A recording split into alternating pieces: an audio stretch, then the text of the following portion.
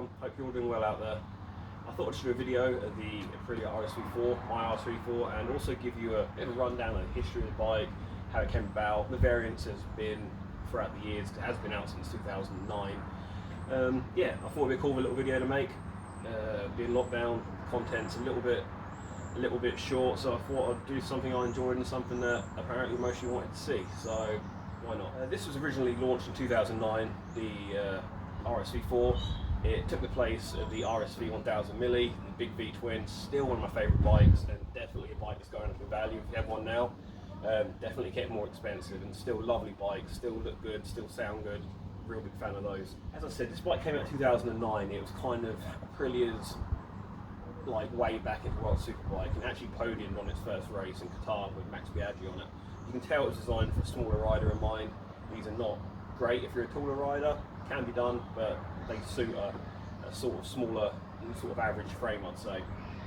Back in 2009 it was released with a claimed 180 horsepower, even though it was closer to the 150 mark once you actually got them on the dyno. The World Superbike ones were a lot different, to the point where I think it actually caused a bit of an uproar in the World Superbike paddock, because there was a lot of changes to the race bike, engine internals and stuff, but you could. Back in 2009, I don't believe this really come with any electronics other than a few maps you could choose from, and that was about it. Eventually it did get the APRC electronics package, because it was originally the factory. There was no RF, there was no RR. It was just a factory version and a non-factory version.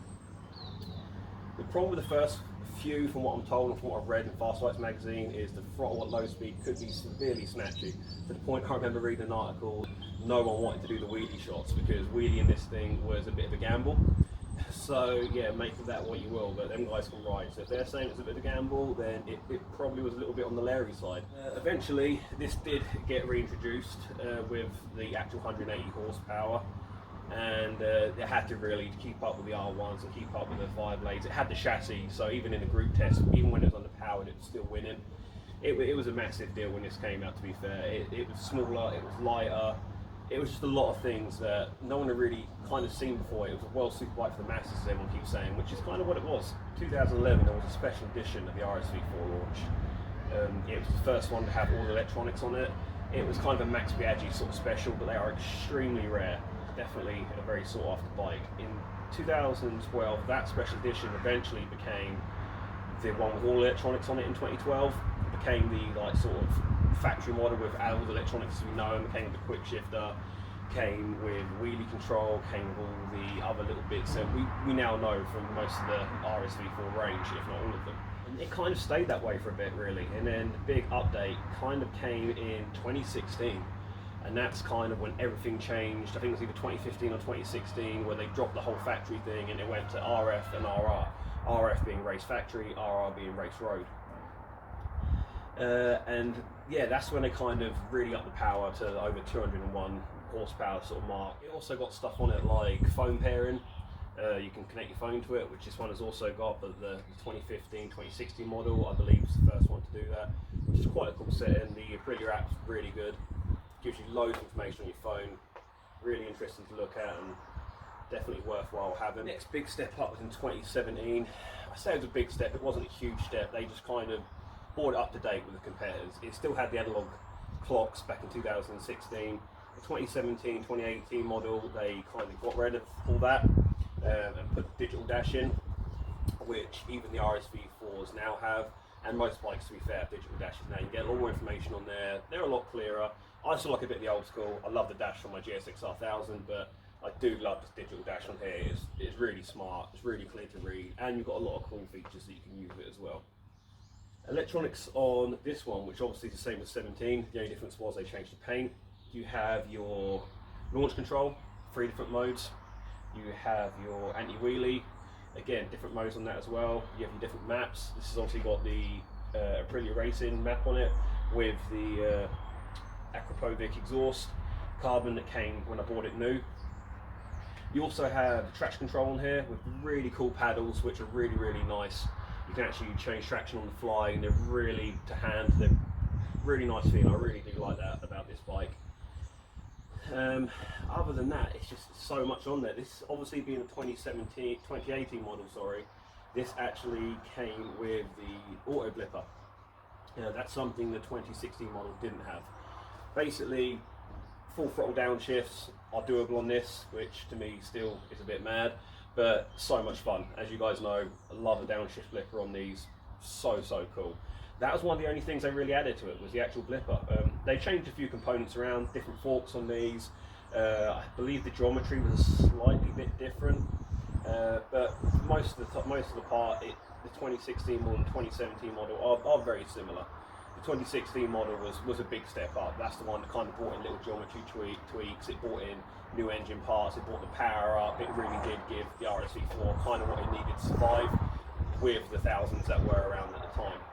This is obviously the RF model, which only comes in this colour. You can get the base model, which does come in different colours. The black of this is absolutely stunning, but I do love this paint job.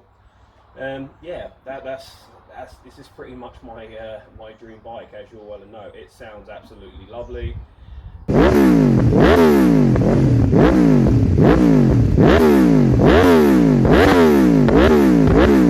Again, it's something that I really aspire to actually own one day, and I have. They still make a 1000cc model for racing purposes.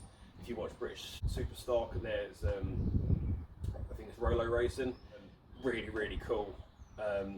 RSV4 rider. He actually won a few rounds last year, I think. He still races one of these in the Superstock. Really worth a look, so go check him out. And as you can see, even in 1000cc, obviously if he's winning on it, it's still a hell of a bike.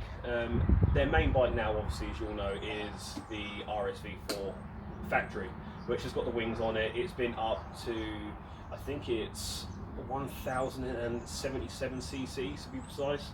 I'm not 100% on that. But yeah, obviously you've got more power there, about 215 horsepower, I think. You've got the big wings, you've got the electronic OLED suspension, which obviously the 2020 model come with, so you've got the electronic OLEDs on there, so you can change that on the fly. There is a 2019 model, sorry, that just comes in atomic black, again with the wings, with the uprated power, but you have got the same suspension as what's on these. I think the only difference was the brakes were uprated, they have all the new Brembos on. And that was kind of where the current RSV4, as we know it, again, it's been around since 2009, hasn't really changed a lot. Didn't need to, really. I still think it looks absolutely stunning.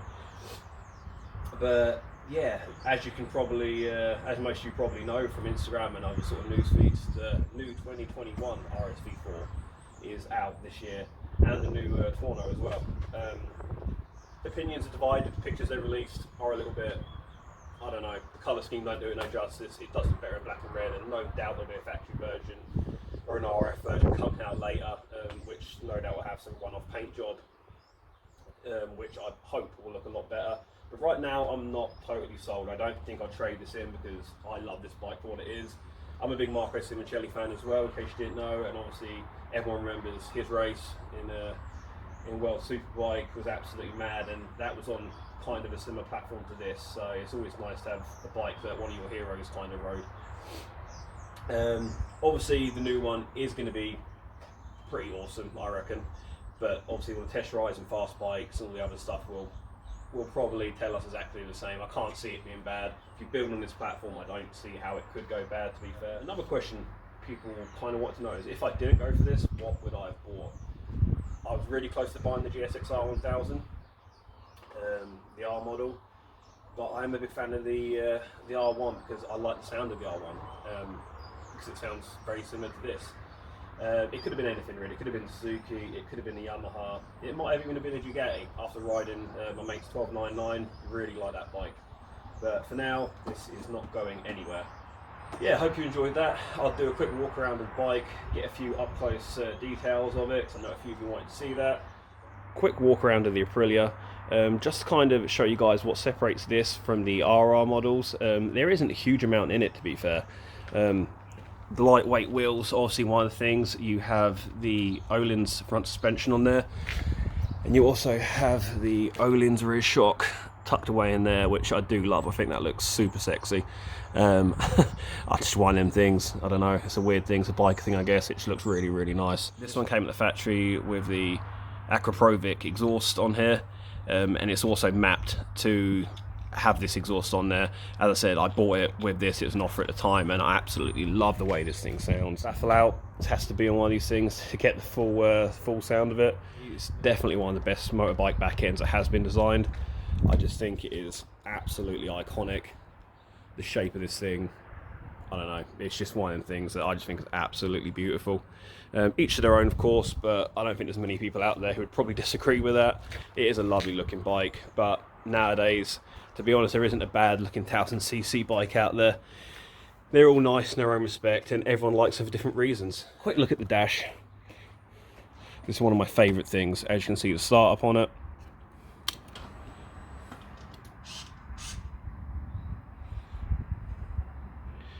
Again, this changes colour obviously when you go into like tunnels, or when it's dark it goes to the black screen, which I think is a really cool feature. In terms of what I was on about with the traction control paddles, as you can see there, you got a plus and then you've got a minus on the other side.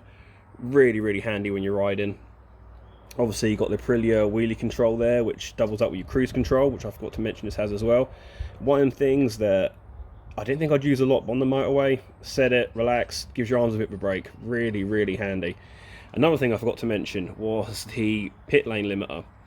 Really handy for going through 30s. Hit it, don't worry about it, you ain't going anywhere, you ain't going over the speed limit. Just a really cool thing to have. It just, like, especially when you're going through little speed camera villages, definitely worthwhile.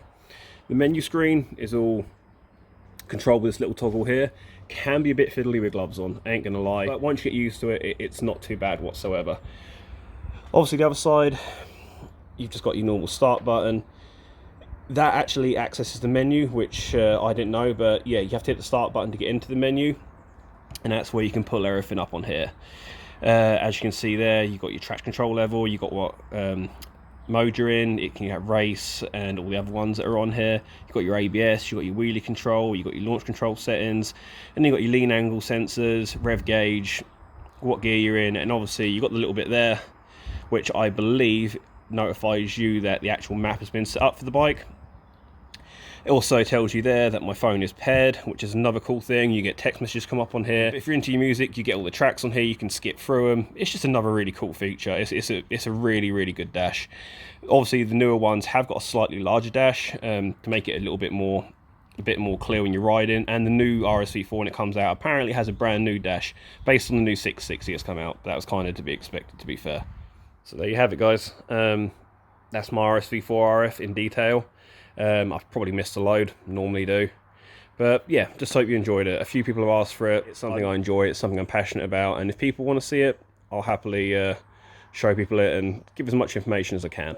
Once again, thank you very much for watching, and do keep your eyes peeled because there's a lot more cool stuff coming as soon as we get out of this lockdown. And yeah, thanks again for the support. Bye.